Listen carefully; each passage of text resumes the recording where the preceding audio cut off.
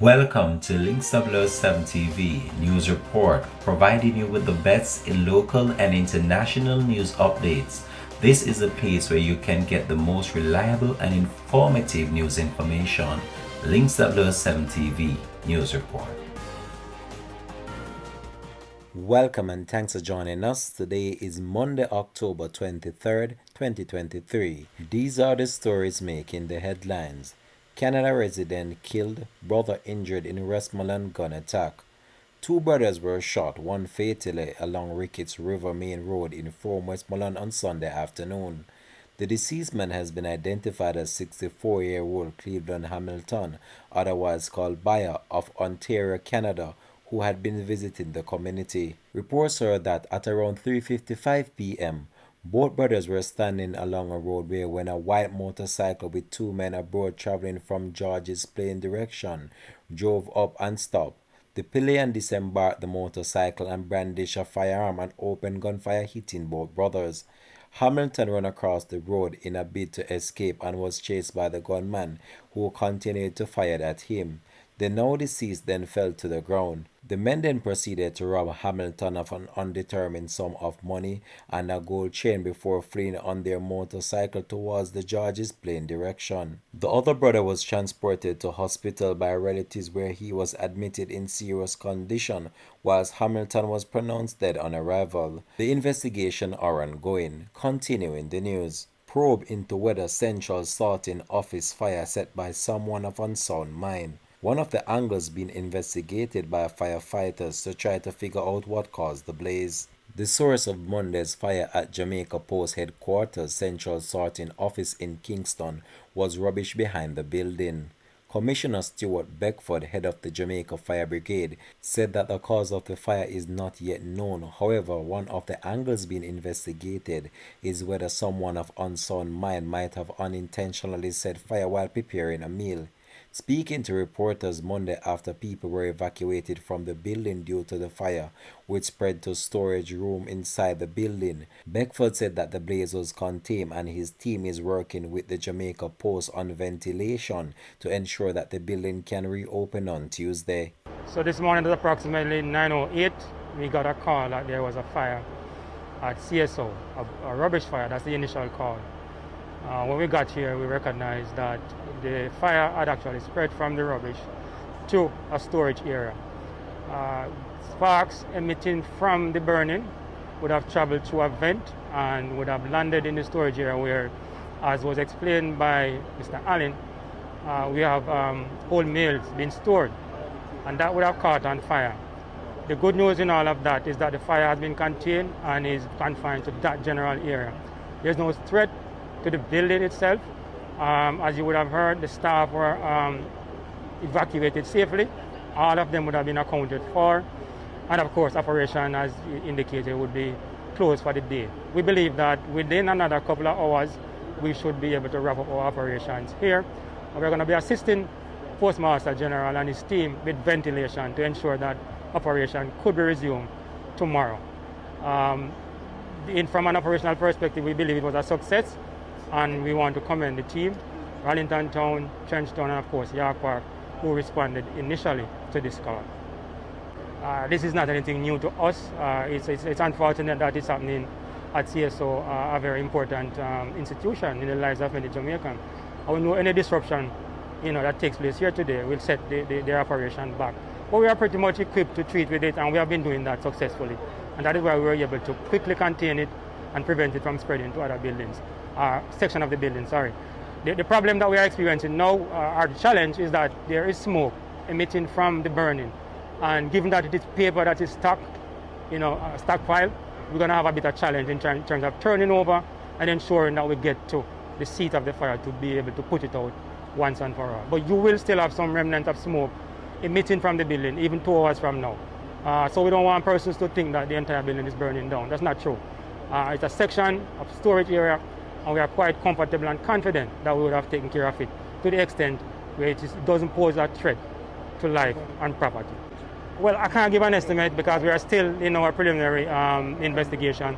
In terms of a cause of the fire, we are not certain yet. We heard that it may have been unintentionally set by somebody of unsound mind who may have been maybe cooking or something at the back of the building.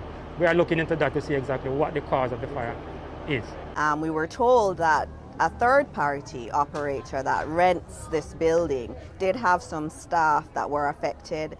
We're told they were fainting and that several of them had to go to hospital for that. And so in terms of anyone who's been affected, it's one from Jamaica Post, as we had said, that had an asthma attack, and then there are some others that have had some effects from the fire that are with that third party that rents a part of the building. And of course, that's always unfortunate. Anyone that is affected by this fire, we're really very devastated that that would have happened, but we're very grateful that there were no fatalities and that the fire was contained really quickly through the work of the Jamaica Post team, especially their facilities team that worked so quickly, and also the quick response from Jamaica Fire Brigade. Eyewitnesses say that a few people had to be rushed to hospital after they fainted due to smoke inhalation.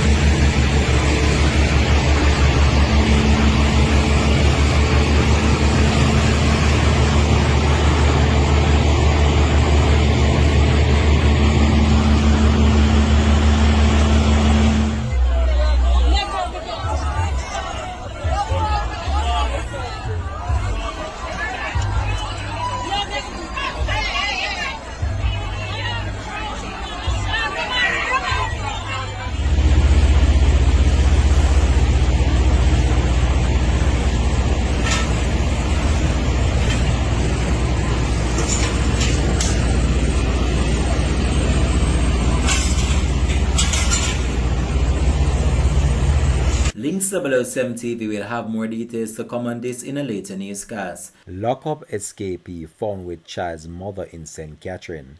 The St. Catherine police have arrested 32-year-old Kenneth Omari Stewart, one of 8 inmates who escaped from the Black River lockup in St. Elizabeth in June.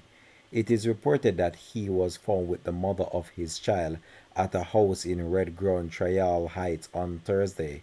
He was apprehended without incident. Stewart, who is a construction worker from Bacon Hill in the parish, is the second escapee to be recaptured so far.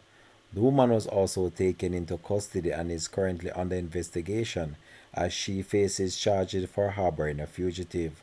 Both individuals were transported to Spanish Town Police Station and are now in the custody of the Spanish Town CIB.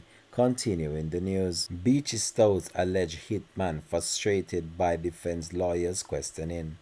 Denverlin Minor, the second witness in the Everton Beachy Stout McDonald murder trial, expressed frustration during cross-examination by attorney at law Christopher Towson. Towson tried to entangle Minor into a web of inconsistencies that he has given during his testimony. Minor looked to the ceiling inside the courtroom at the Home Circuit Court in downtown Kingston before uttering for everyone to hear, "Father God, me tired, me sick, me can't manage this no more. Father God, just come down and touch someone today. I am distressed, Your Honor," he stated while in court. Justice Chester Stamp, who is presiding over the matter, granted Minot a few minutes to compose himself before the trial resumed. Minot is serving almost 20 years prison sentence for being the contractor in the murder of Beachy Stout's second wife, Tonya McDonald. Minot allegedly contracted Oscar Barnes to kill Tonya, who was murdered on July 20, 2020. Her birth body was found beside her rage car on the Sherwood Forest Main Road in Portland. The witness claimed that Beachy Stout promised him $3 million to do the job. He claimed Monday in court that he had planned to give Barnes the entire $3 million once Barnes completed the job. Barnes is currently facing trial alongside Beachy Stout for Tonya's murder. Continuing the news, Reggae Wednesday's concert to pay tribute to the late Ibo Cooper. The Jamaica Reggae Industry Association says it will be hosting a special Reggae Wednesday's tribute concert to celebrate the life and works of the late Michael Ibo Cooper. The event, which is scheduled for Wednesday, October 25th, will be held at the Carl Hendrickson Auditorium at Jamaica College and will feature a myriad of special guests. Speaking with Speaking with reporters, Chairman of the Jamaica Reggae Industry Association, Ewan Simpson, said that the organization wanted to do something special to honor a man whose love for reggae burned bright. He was someone who, despite his humble status and operation, believed that we should always see ourselves as king in the world of music and see Jamaica as the most important geographical space because of what we give to the world in philosophy and music and culture, Simpson said. The tribute concert will see the likes of Inner Circle Third World Warrior King, Tony Rebel, and others making appearances. The event is set to start at 6 p.m. and will go until 10 p.m. People who wish to attend are being asked to register via the link on the Reggae Jamaica Industry Association website. Attendees are being asked to wear black, green, and gold as requested by Cooper's family. Cooper passed away on October the 12th after a brief illness. This has been Links 007 TV News Report. Thanks for watching.